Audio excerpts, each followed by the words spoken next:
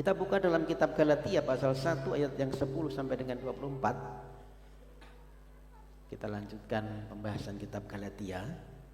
Galatia pasal yang ke-1 ayat 11-24. Agak lumayan panjang, kita akan membaca bergantian.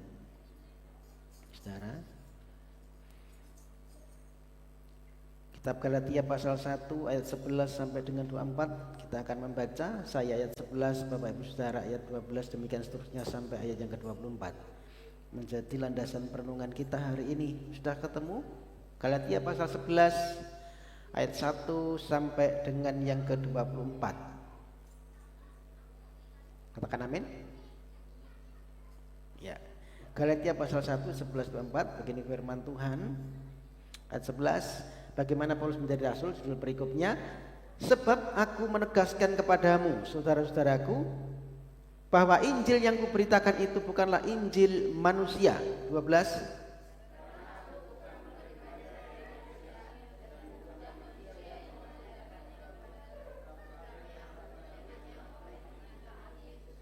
sebab kamu telah mendengar tentang hidupku dahulu dalam agama Yahudi. Tanpa batas aku menganiaya jemaat Allah dan berusaha membinasakannya.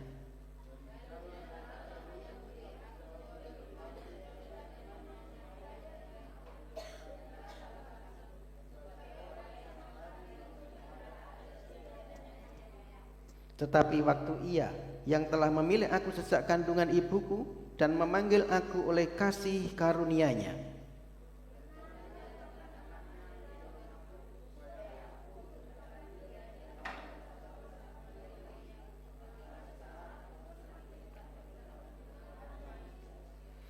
juga aku tidak pergi ke Yerusalem mendapatkan mereka yang telah menjadi rasul sebelum aku, tetapi aku berangkat ke tanah Arab dan dari situ kembali lagi ke Damsyik.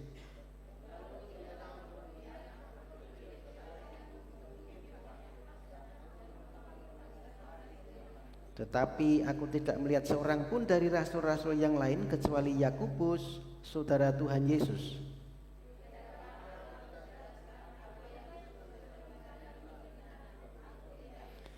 Kemudian aku pergi ke daerah-daerah Syria dan Kilikia.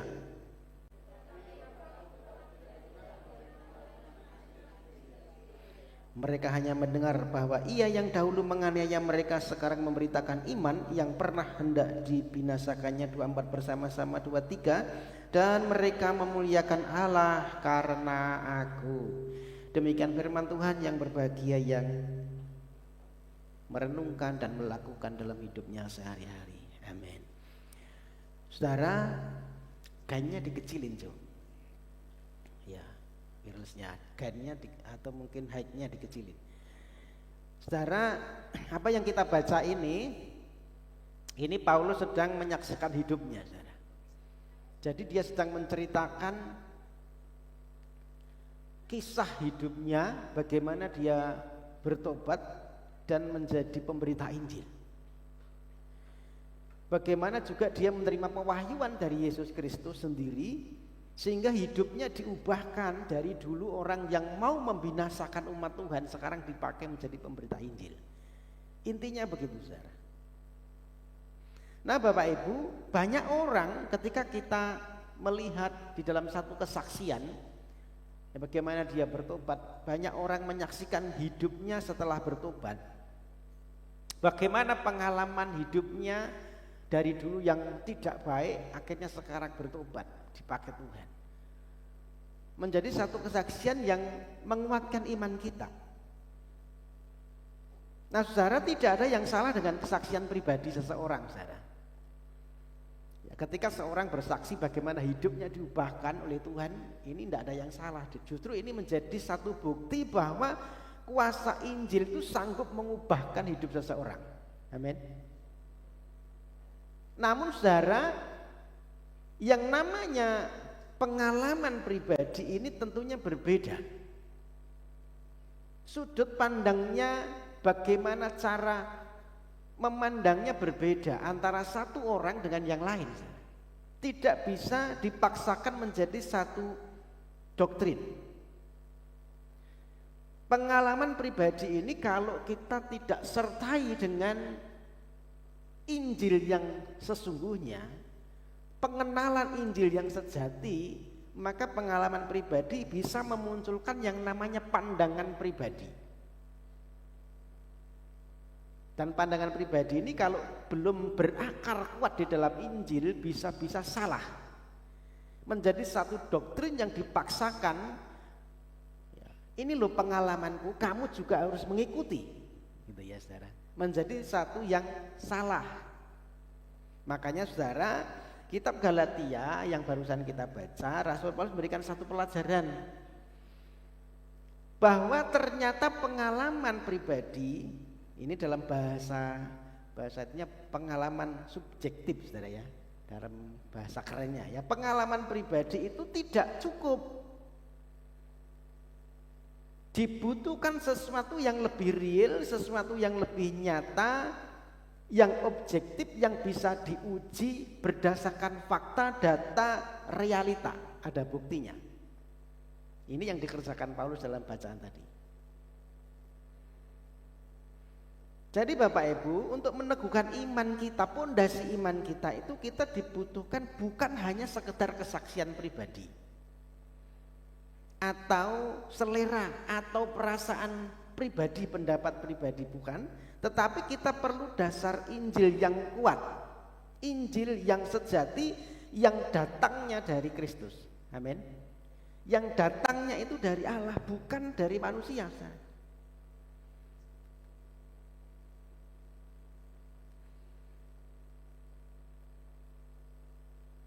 Jadi untuk meneguhkan iman kita itu butuh bukan hanya pengalaman, tetapi butuh fakta yang bisa diuji.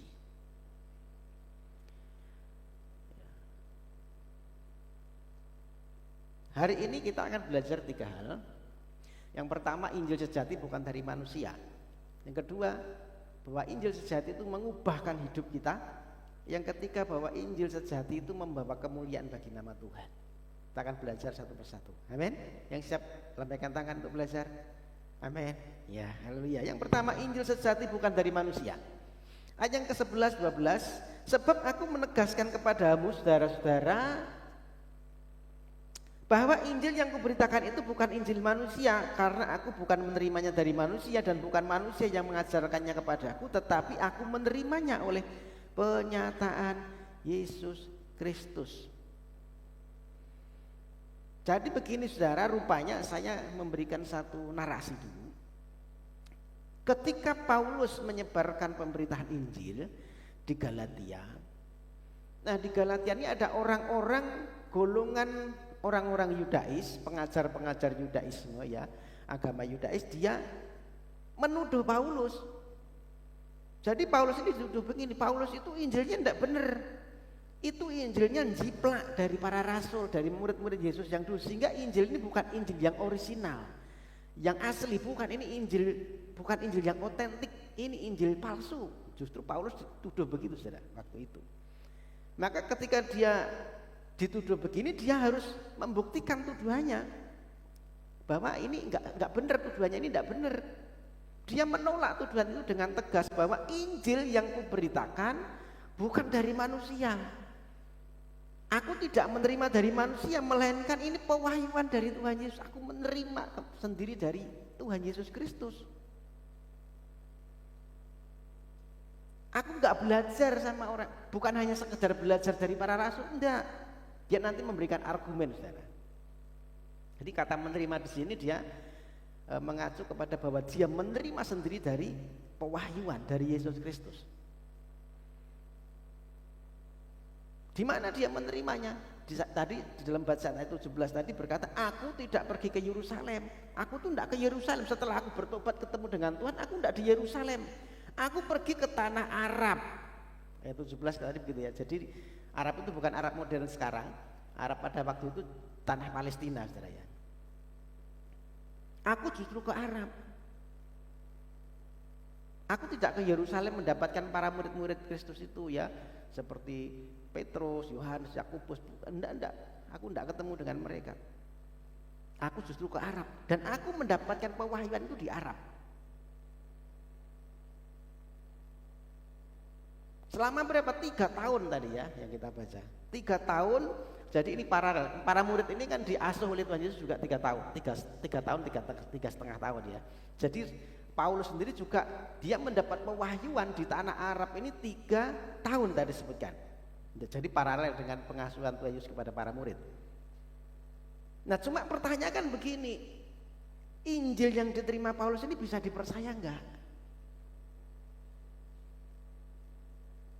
Ya makanya para Yudais, pengajar Yudais, itu kan pengalamanmu, itu kan pendapatmu, itu kan cuma asumsimu, gitu ya. Jadi dia tuduh begitu, ceritanya begitu saudara.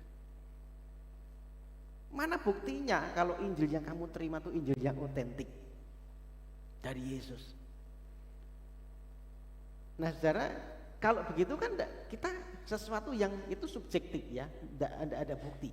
Sama seperti zaman sekarang kan kita sering mendapati hamba Tuhan bicara, Tuhan bicara gitu ya. Tuhan bicara kepadaku begini, begitu, begitu gitu ya. Tapi siapa yang menyaksikan? Siapa saksinya? Kan tidak ada. Itu kan pengalamanmu kan gitu ya. Kita bisa begitu saudara ya. Atau mungkin tokoh agama lah ya. Tokoh agama menerima pewahyuan. Di mana? Misalnya dalam gua, misalnya gitu. Tidak ada saksi saudara. Kemudian dia setelah keluar dari gua, aku mendapat wahyu ilahi. Dan itu dipercaya saudara banyak orang. Kalau kita bicara realita, maka kita benar enggak yang dia terima ini? Kan dia sendirian, jangan-jangan cuma asumsi pribadi. Jangan-jangan dia cuma jiplak-jiplak. Ajarannya sudah dia terima, kemudian dia bicara, aku dapat pewahyuan. Nah Paulus kan juga bisa begitu saudara. Makanya dia dituduh oleh orang-orang Yudais, Injilmu palsu. Nah dia kemudian memberikan pembelaan, enggak, Injil yang kuterima ini dari Yesus sendiri. Aku enggak belajar dari manusia karena aku di Arab, aku enggak ketemu dengan para rasul. Makanya saudara, kita tidak bisa meletakkan dasar iman kita hanya pada pengalaman orang lain, kata orang, pandangan orang, tidak bisa. Semua perlu diuji, amin. Semua perlu dikonfirmasi keasliannya. Semua perlu dikonfirmasi, ini sah nggak sih Injilnya? Objektif enggak sih Injil ini? Asli enggak? Saudara begini ya, saya menjelaskan objektif sama subjektif begini. Saya bicara begini, saya ngomong begini sama saudara. Ketika saya bikin kopi, ya, kemudian saya kasih kopi biasa, saya kasih susu gitu, kayak minum, kopinya enak. Itu pengalaman saya. Menurut saya, ketika saya kasih saudara, kopi ini kok enak, beda, ya. Jadi berbeda saudara ya. Ya itu pengalaman pribadi berbeda. Ketika saya bilang kopinya enak, belum tentu menurut saudara enak.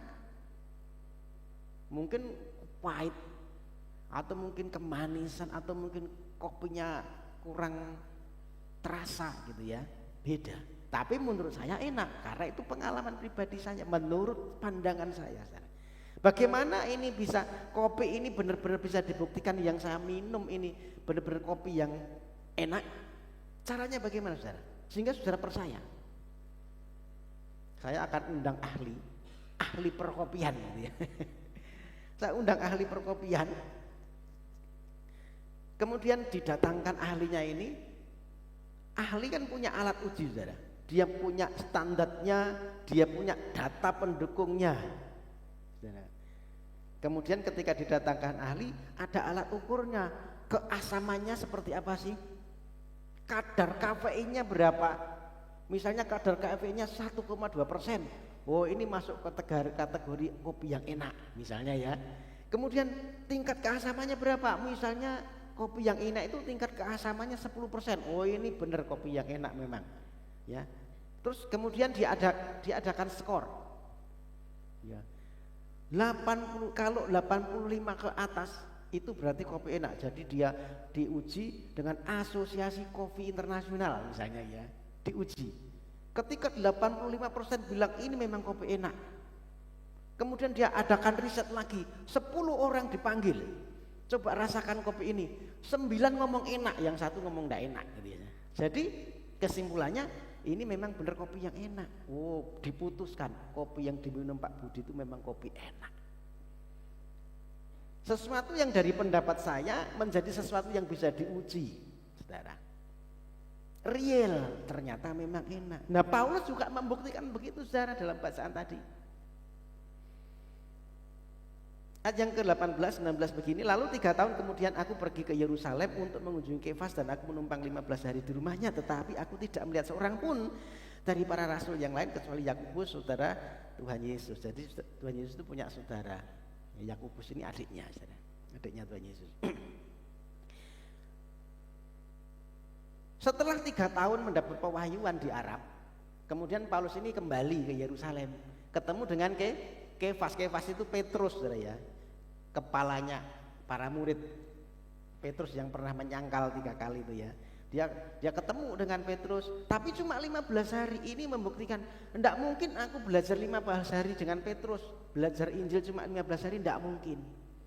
Maka dia pengen membuktikan pewahyuan yang aku terima itu benar dari Tuhan. Aku tidak terima dari Petrus. Tidak, di situ cuma ada Petrus dan Yakobus kok. Cuma 15 hari, enggak mungkin bisa belajar semua. Jadi argumennya begitu. Ya, baru nanti ya ayat yang kalau kita bagaimana pembuktiannya di Galatia pasal 2 ayat 1 sampai 2 kita lompat sedikit ya, saya akan menggambarkan. Kemudian Galatia pasal 2 ayat 1 dan 2. Kemudian setelah 14 tahun aku pergi ke Yerusalem dengan Barnabas dan Titus pun kubawa. Aku pergi berdasarkan suatu pernyataan kepada mereka, ku bentangkan Injil yang kuberitakan di antara bangsa-bangsa bukan Yahudi dalam percakapan tersendiri kepada mereka yang terpandang. Terpandang ini para rasul, para murid Yesus ya. Supaya jangan dengan percuma aku berusaha atau lelah berusaha. Jadi rupanya saudara, dia membuktikan itu Injilnya otentik, Injilnya asli, diterima dari Tuhan itu setelah 14 tahun. Setelah 14 tahun dia, ya setelah yang 15 hari itu dia membuktikan bahwa aku enggak belajar dari Paulus, enggak, dari Petrus enggak, dari Yohanes enggak. Tetapi setelah 14 tahun kemudian aku bawa kembali, aku ketemu dengan para murid, dengan para rasul-rasul Tuhan, membicarakan ini dengan tersendiri kepada mereka. Nah rupanya saudara, pertemuan dengan para rasul ini pertemuan dengan para saksi, dengan para murid ini, bahwa Injil yang diterima oleh Paulus itu benar-benar sah. Saya gambarkan begini, dia cerita sama para rasul dengan para murid Yesus. Aku tuh terima begini, begitu, Tuhan bicara begini. Kemudian para murid benar. Ya. Jadi istilahnya seperti akuntabilitas. Ya, akuntabilitas itu bahasa sekarang apa ya? Yang bisa dimengerti. Mencocokkan. Ya, mencocokkan. Yang diterima dia share sama para rasul, cocok, bener, selaras. Maka di sini dia berkata, Injil yang kuterima itu bukan dari manusia tapi dari Yesus Kristus. Bener. Saudara, ya untuk bisa membuktikan ini sah harus ada konfirmasi. Maka Paulus membuat konfirmasi dengan para rasul, murid-murid Yesus pada waktu itu. Semua cocok. Sama seperti murid-murid Yesus ini kan saksi ahli, saudara. Ya sama kalau dalam persidangan ada kasus, ada saksi ahli. Saksi ahli itu orang yang benar-benar menyaksikan, dia tahu kronologinya, tahu waktunya. Nah ini murid Yesus, saudara. Dan ditemukan ternyata di situ semua cocok, apa yang diomongkan Paulus itu cocok, semua selaras dengan pengajaran Yesus dulu waktu sama murid-muridnya. Jadi ini penting saudara, Paulus mengkonfirmasi dengan para rasul sebagai saksi mata. Itu juga dilakukan Tuhan Yesus. Makanya ketika Tuhan Yesus naik ke surga, dia mesti ada 500 orang menyaksikan. Tujuannya apa? Supaya 500 orang ini menyaksikan ketika dia naik ke surga. Dan kenaikannya ke surga itu bisa dikonfirmasi saudara. Bukan cuman satu orang ngomong Yesus naik ke surga, ya saksinya siapa? Nggak ngerti, itu nggak otentik. Maka 500 orang harus menyaksikan. Ketika itu diberitakan, ketika ada orang ngomong, oh Yesus itu nggak naik, Yesus itu tidak mati. Semua ada saksinya kok. Jadi pemberitaan tentang kematian, kebangkitan, kenaikan itu harus objektif. Amin. Harus real, ada saksinya, ada buktinya. Bukan cuman pandangan pribadi. Saudara, kalau kita belajar Alkitab ini luar biasa ya, saudara. Alkitab itu pewahyuan yang begitu luar biasa. Bayangkan saudara, penulisnya itu 40 orang. Alkitab. Zamannya berbeda, era berbeda, ditulisnya di tempat yang berbeda, 13 negara, 3 benua, terpencar-pencar. Kurun waktunya berapa? 1500 tahun. Jadi saudara, Alkitab yang kita baca hari ini itu bukan pewahyuan gedebluk bentuk buku. Kalau di teman-teman kita kan katanya ada langsung buku gitu ya mungkin ya, langsung pewahyuan. Jadi enggak. Alkitab yang kita baca, yang kita pelajari ini 1500 tahun kurun waktunya. Penulisnya 40, kurun waktunya berbeda, tempat penulisannya berbeda, tetapi ini saudara, dan penulisnya juga berbeda. Ada yang nabi, ada yang raja, ada yang nelayan, ada yang tabib, ada yang politisi, ada hakim juga penulis, ada tukang pajak. Lewi itu tukang pajak ya. Jadi tukang pajak itu juga nulis Alkitab. Ada orang kaya, ada orang miskin menulis Alkitab, melengkapi, menjadi satu kesatuan mahakarya dengan satu tema sentral tentang Yesus, saudara. Apa enggak luar biasa pewahyuan Injil Yesus Kristus ini? Tentang apa? Tentang rencana penebusannya. Terkonfirmasi, bisa diuji, cocok, tidak ada kontradiksi. Ya.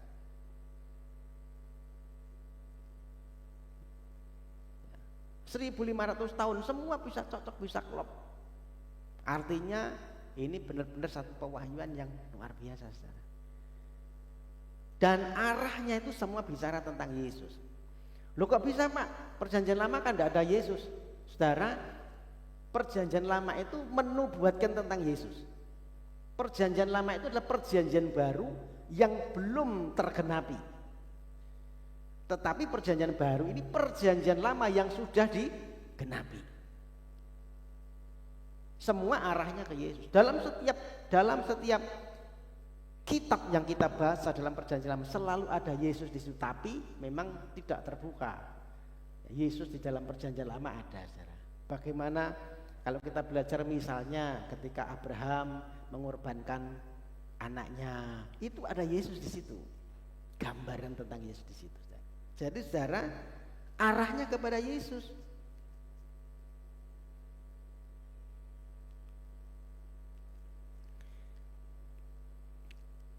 Ini lewat ya.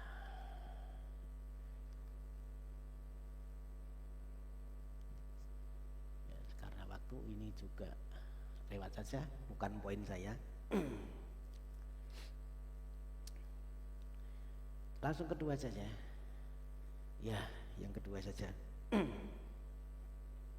Jadi Injil sejati itu mengubahkan hidup.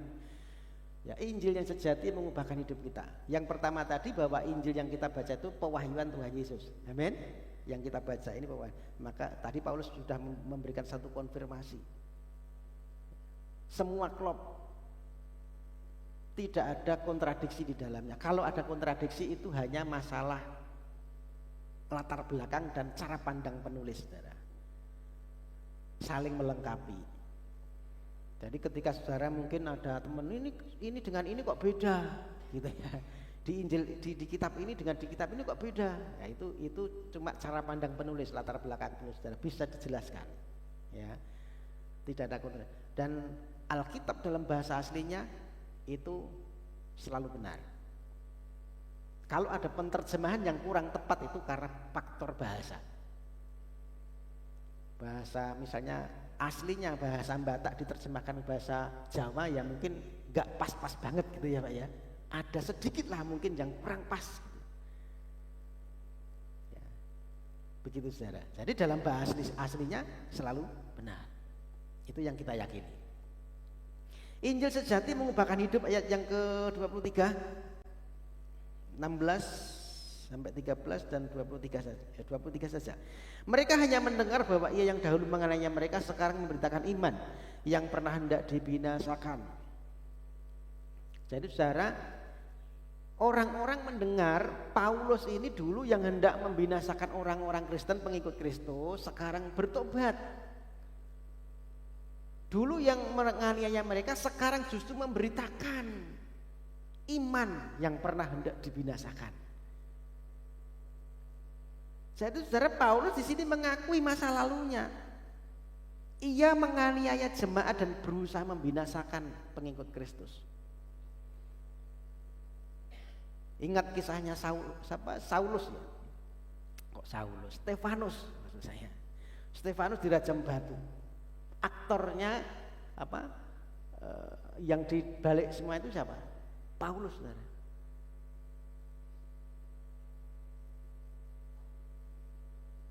Jadi dalangnya itu Paulus yang suruh ngelemparin si Stefanus ini. Dia yang bawain pakaiannya gitu ya. Jadi sebenarnya dia juga kejem, fanatik dengan agamanya.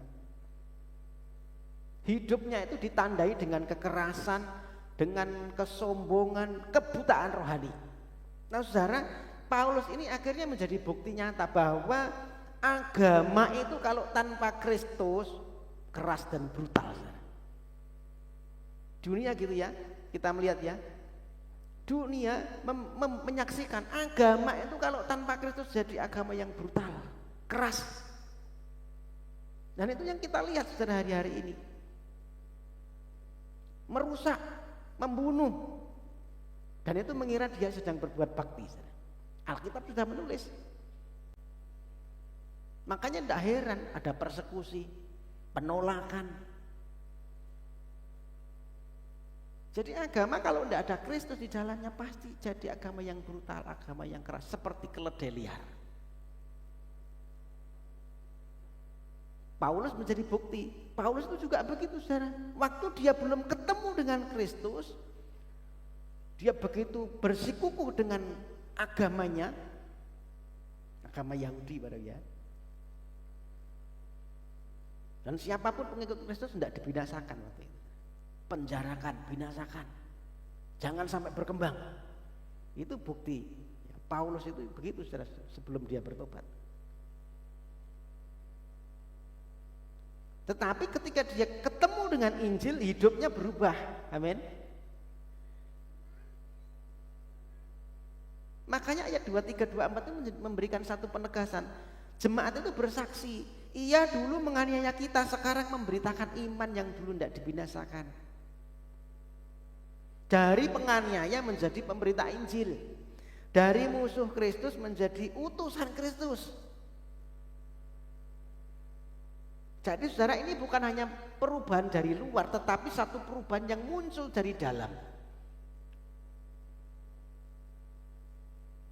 Ini bukti bahwa Injil yang sejati itu mengubahkan, saudara.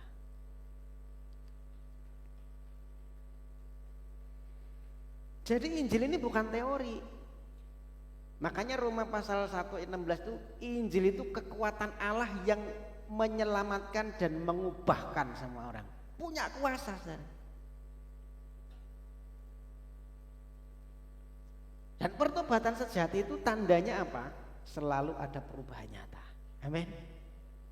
Orang yang disebut bertobat itu selalu ada perubahan. Itu tidak bisa diganggu gugat, saudara. Sama seperti Paulus.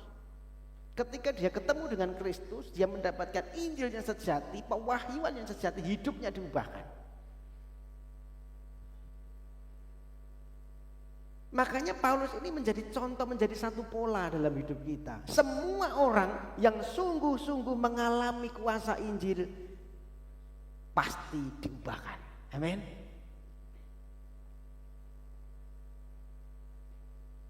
Meski perlu proses, saudara. Paulus juga proses. Paulus ini pewahyuannya 3 tahun.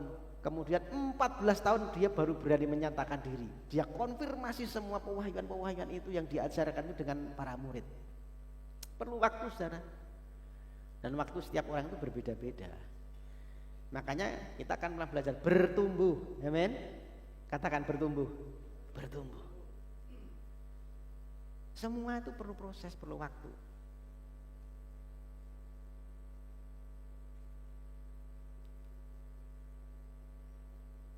Jadi kalau Injil yang sejati itu bekerja dalam hidup kita, orang lain itu pasti melihat, saudara.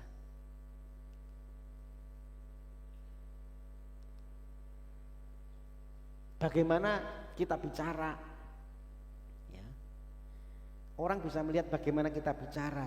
Kalau dulu setiap perkataan kita melukai orang, menyakiti orang, nah sekarang mulai berbeda. Oh, Injil mengubahkan. Amin. Injil membangun kata-katanya menjadi lemah lembut. Injil yang sejati bekerja dalam hidup kita pasti mengubahkan cara kita bersikap. Kalau dulu yang penting aku, gak peduli orang lain, masa bodoh sama yang lain. Tetapi sekarang mulai bisa, mulai melayani. Amin. Mulai peduli dengan yang lain, mulai ada belas kasihan dengan yang lain. Ketika Injil itu menyentuh hidup kita, maka kita punya sikap yang berbeda, bisa mengampuni. Dulu simpen dendam terus, tetapi sekarang sudah beda, ada kasih yang ditunjukkan, mau mengampuni. Ketika Injil mengubahkan hidup kita, kita bisa menggunakan waktu dengan baik. Karena apa? Kita ngerti tujuan hidup kita itu apa sih yang utama. Maka kita bisa memprioritaskan waktu dengan baik, menggunakan waktu dengan baik. Yang dulu hanya mengejar untuk kepentingan diri sendiri, ya untuk pengakuan, sekarang kita mengejar kehendak Tuhan. Amin. Ini kuasa Injil, saudara. Namun saudara, perubahan ini bukan instan. Perubahan ini bukan langsung, perlu proses. Meskipun perlu proses, tapi pasti terlihat. Orang bisa melihat, orang lain bisa melihat.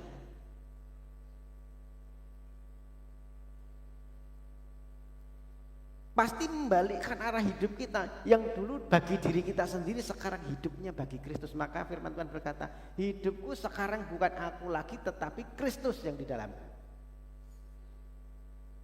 Maka saudara, jangan hanya puas kita mengerti Injil, mengerti berita baik.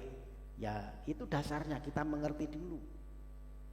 Tetapi biarkan berita baik itu, firman itu mengubahkan hidup kita.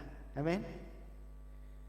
Mengubahkan hati kita, mengubahkan pikiran kita, mengubahkan cara hidup kita, perilaku kita.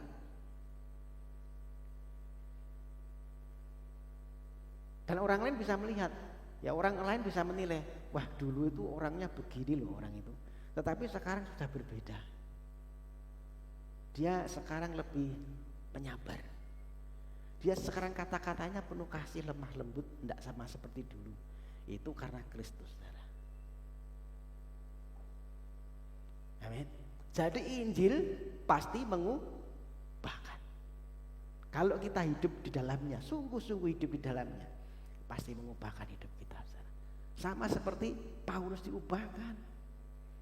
Hidup kita yang mungkin dulu tidak karu-karuan, maka izinkan Tuhan mengubah hidup kita. Amin. Terakhir, saudara, Injil itu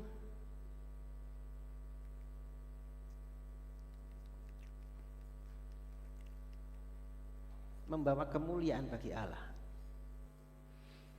Galatia pasal 1 ayat 24, dan mereka memuliakan Allah karena aku.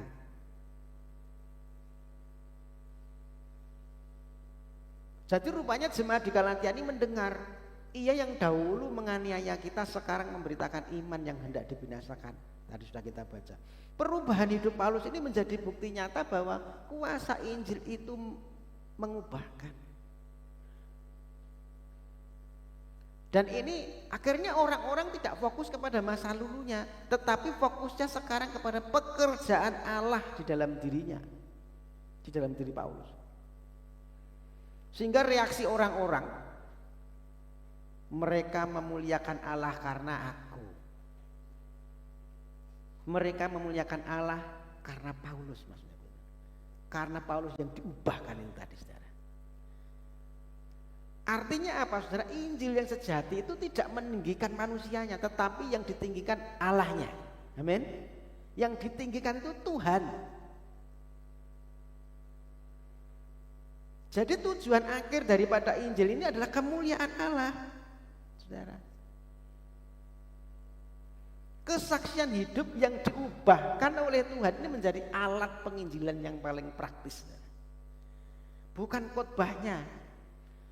Saudara, Paulus itu kalau khotbah boseni loh, saudara ya, tak bilangi. Saudara lihat saya kalau khotbah boseni enggak ya? Ya, Paulus itu kalau khotbah boseni. Buktinya apa? Ketika dia khotbah ada orang ngantuk, saudara. Namanya siapa? Eutikus ya. Duduk rupanya di lantai 2, ngantuk dengar khotbahnya Paulus, ceglok, saudara. Jatuh, mati. Tapi dihidupkan, ada mujizat, saudara ya. Ada kisahnya di Alkitab, ini sekolah minggu pasti tahu. Ketika Paulus khotbah, no sing ngantuk. Artinya apa? Khotbahnya mungkin bosen nih gitu loh, saudara, mungkin ya. Orang menarik belas. Tapi kalau kita lihat tulisannya, wah ciamik, saudara. Tetapi ternyata kalau khotbah, cek kurang menarik, no sing ngantuk. Nah, saudara jangan ngantuk ya, ceblok loh nanti. Ya.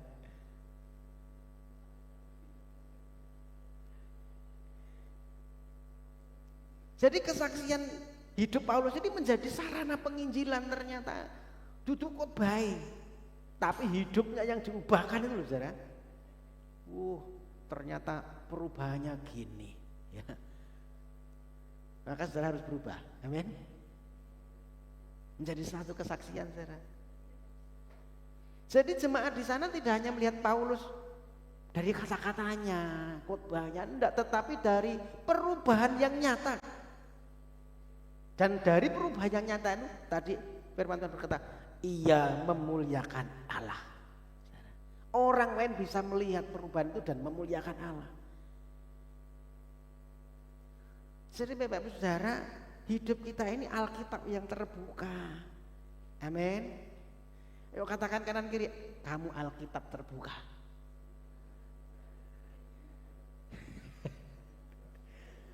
Jadi kemanapun saudara ono tulisannya.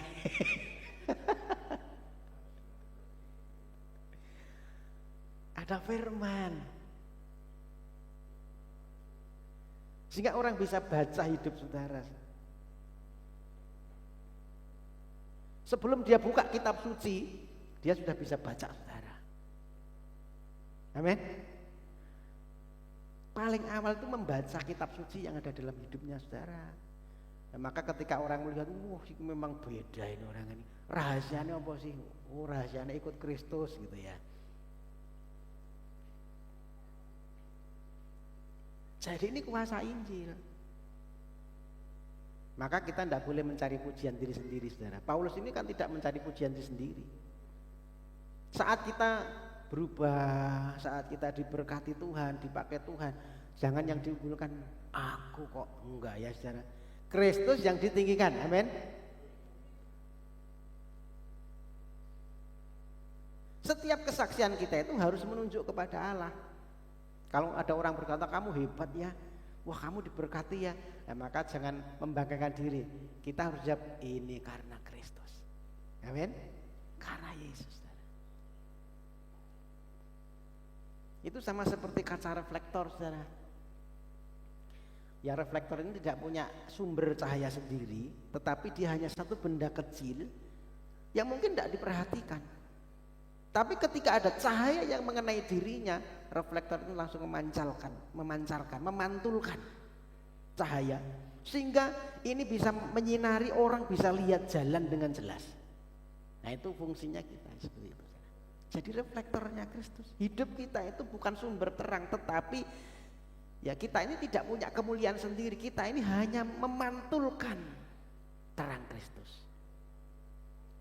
Ketika Injil masuk dalam hidup kita, kita menjadi satu reflektor yang memancarkan terangnya Kristus ini.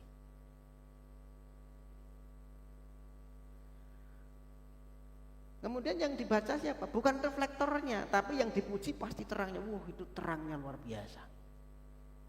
Makanya saudara, biarlah yang dipuji dalam hidup kita itu Kristus yang mengubahkan. Orang bisa melihat Kristus dalam hidup kita. Jadi tujuan hidup orang percaya bukan popularitas pribadi, saudara, tetapi agar melalui hidup kita nama Tuhan dipermuliakan. Amin. Nah saudara, Injil sejati adalah kabar baik tentang Yesus Kristus yang mampu mengubahkan hidup kita. Yesus berkata, akulah jalan, kebenaran, dan kehidupan. Tidak ada seorang pun yang datang kepada Bapa tanpa melalui aku. Yesus yang sang jalan itu, saudara, ia harus menjembatani jurang dosa yang memisahkan kita dari Allah. Sang jalan itu harus turun ke dunia untuk mencari yang terhilang. Yesus Kristus sang kebenaran itu, ia satu-satunya ukuran kebenaran Allah yang sempurna. Ia yang tidak berdosa, rela menanggung dosa demi kita, saudara. Yesus Kristus sang hidup itu, dia yang kekal,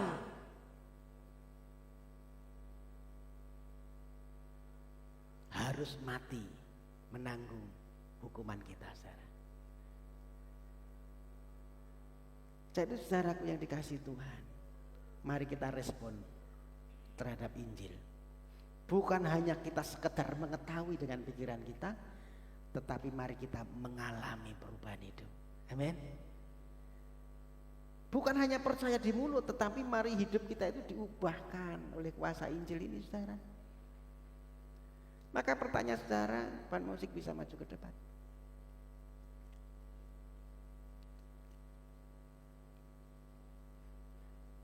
Mari kita renungkan pertanyaan ini. Apakah Injil sudah benar-benar mengubah hidup kita? Apakah ketika kita setia datang kepada Tuhan setiap minggu beribadah, terima firman Tuhan, itu sudah mengubah hidup kita atau belum? Lalu apakah orang lain bisa melihat Kristus dalam hidup kita? Ketika kita berada dalam satu tempat, yang dilihat itu siapa? Apakah itu Kristus atau cuma diri kita yang egois, cuma diri kita yang mungkin mementingkan diri sendiri, atau diri kita yang mungkin dilihat orang sebagai seorang yang pemarah, atau mungkin orang lain melihat kita sebagai orang yang pendendam? Apakah orang lain bisa melihat Kristus dalam hidup kita?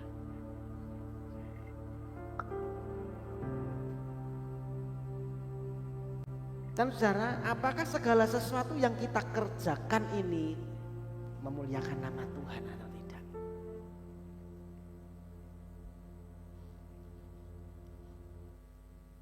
Ini perenungan kita, saudara. Kalau belum, kita harus terus diubahkan oleh Injil. Amin. Semua perlu proses, saudara. Tetapi paling tidak kita menyadari dan kita mau berubah. Sehingga apapun yang kita kerjakan, apapun yang kita lakukan, biar nama Tuhan dipermuliakan di situ, saudara. Ini kuasa Injil yang sejati. Maka saudara, biarlah hidup kita menjadi satu reflektor yang memantulkan terang Kristus, memancarkan terang Kristus, supaya banyak orang akhirnya memuliakan nama Tuhan. Tuhan memberkati. Saudara, firman Tuhan hari ini mengingatkan kita bahwa hanya Injil Yesus Kristus yang memiliki kuasa. Kuasa untuk apa? Kuasa untuk menyelamatkan, kuasa untuk mengubahkan, kuasa untuk memberikan kepada kita hidup yang baru. Kita akan tutup firman ini, kita naikkan satu pujian yang mengarahkan hati kita kepada Tuhan.